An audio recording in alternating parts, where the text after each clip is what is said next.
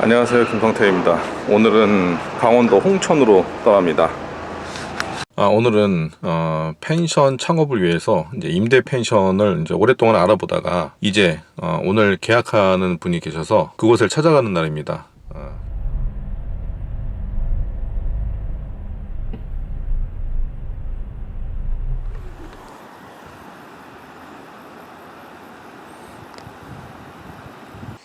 어떻게 펜션은 근데 마음에 드세요?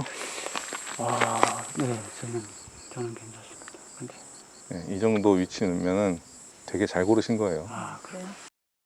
지금 여기 홍천에 있는 그 펜션 보러 갔다가 여기 팔봉산 휴게소라고 해야 되나? 여기 지금 와 있는데 날씨가 너무 좋네요. 여행하기 딱 좋은 날씨입니다. 자, 이제 강원도 홍천에 도착을 했습니다. 지금 보이는 곳이 홍천강이에요. 지금 잠깐 저기 팔봉산 휴게소 주차장에다가 차를 세우고 잠깐 좀 쉬어가고 있습니다. 제가 컨설팅을 해드린 분은 지금까지 이제 펜션하고는 전혀 이제 무관한 사업을 해보시다가 이제 좀 더 안정적이고 좀 편안한 일을 좀 해보기를 원해서 이제 펜션 임차할 수 있는 그 펜션을 알아보기 시작을 하셨습니다. 아무래도 처음 하는 일이다 보니까 어떤 펜션을 어떻게 골라야 할지 뭐 이런 부분들을 좀 많이 고민을 했었던 것 같아요. 그리고 오늘이 그분께서 이제 임대 계약서를 이제 쓰는 날이라고 합니다.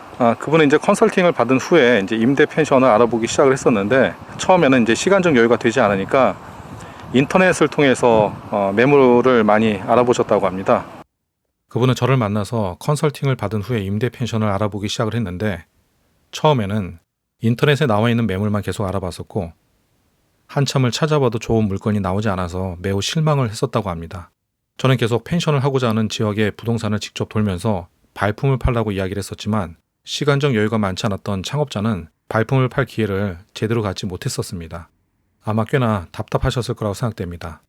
제 영상을 보는 분들 중에서도 임대 펜션을 찾는 분들이 꽤 있을 거라고 생각됩니다.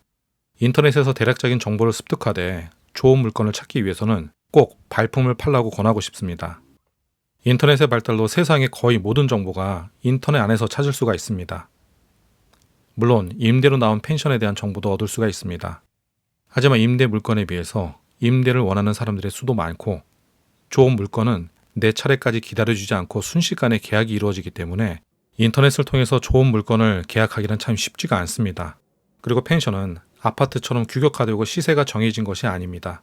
보통 단지 내의 아파트를 보면 층수와 평수가 같다면 비슷한 시세라는 것이 있습니다.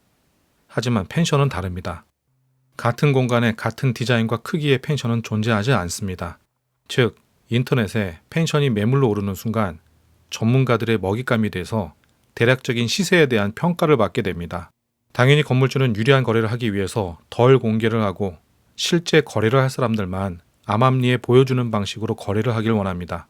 다시 말하자면 인터넷에 올려봐야 가격만 노출되고 그 가격은 제값을 못 받을 수도 있다는 불안감에 잘 올리지 않는다는 겁니다. 실제로 좋은 매물들은 지인을 통하거나 믿을 수 있는 동네의 부동산 한두 곳에 슬쩍 내놓는 경우가 많습니다. 특히 임대 펜션의 경우가 더 그렇습니다. 펜션이 임대로 나오는 경우는 여러 가지 이유가 있지만 가장 큰 이유는 역시 경영난이 원인일 경우가 가장 많습니다. 건물주 입장에서는 내 펜션이 장사가 잘 안 되고 매매도 잘 안 돼서 임대로 내놓는 걸 노출하기가 싫은 겁니다. 물론 경영 악화 외에 여러 가지 이유로 펜션을 임대로 내놓는 경우가 있지만 제3자의 눈으로 본다면 대부분은 경영 악화로 인한 임대 물건이라고 생각을 하게 됩니다. 그래서 임대 펜션은 더욱 인터넷 공간에서 많이 찾아보기 어려운 겁니다. 장사가 잘 안 된다고 대놓고 인터넷에 노출할 이유가 없기 때문입니다. 그러니 만약 임대 펜션을 찾는다면 꼭 현지에 가서 발품을 팔아보길 바랍니다. 부동산에 직접 찾아가서 얼굴도 여러 번 보여주고 나온 매물이 있는지 자주 연락도 해봐야 됩니다. 어떤 분들은 펜션을 하고자 하는 지역의 부동산을 모두 수집해서 수십 개 부동산에 전화를 한 다음에 임대 펜션이 있는지 문의한다고 합니다. 그런데 펜션 주변에서 영업하고 있는 부동산 사무실에서 그런 전화를 얼마나 많이 받겠습니까? 제가 알고 있는 부동산 중개인도 저에게 이렇게 말한 적이 있습니다. 봄, 가을 시즌에 임대 물건을 문의하는 전화가 참 많이 오는데 그 중에서 실속 있는 손님들은 거의 없다는 겁니다. 그래서 처음에는 모든 전화를 다 받아줬지만 이제는 전화로 문의가 오면 그냥 임대 물건이 없다고 말하기도 한다고 합니다. 좋은 물건은 어떻게든 다 잘 나가기 마련입니다. 아무튼 오늘 저는 펜션을 돌아보면서 어느 부분에 힘을 줘야 되고 보완을 해야 될지 하나씩 하나씩 짚어드리고 나왔습니다. 오늘 계약한 이 펜션을 차검 예정자와 저와 함께 둘러봤는데 참 괜찮은 펜션인 것 같습니다. 예상 순이익을 따져보니까 객실이 많아서 그런지 연에 8천에서 1억 이상은 충분히 나올 펜션으로 보였습니다. 거의 3개월 이상을 좋은 펜션을 찾기 위해서 참 고생을 하셨는데 이제 좋은 펜션을 잘 찾아서 새 출발을 하게 되니까 저도 참 기쁘고 한편으로는 이제 홀가분하기도 합니다.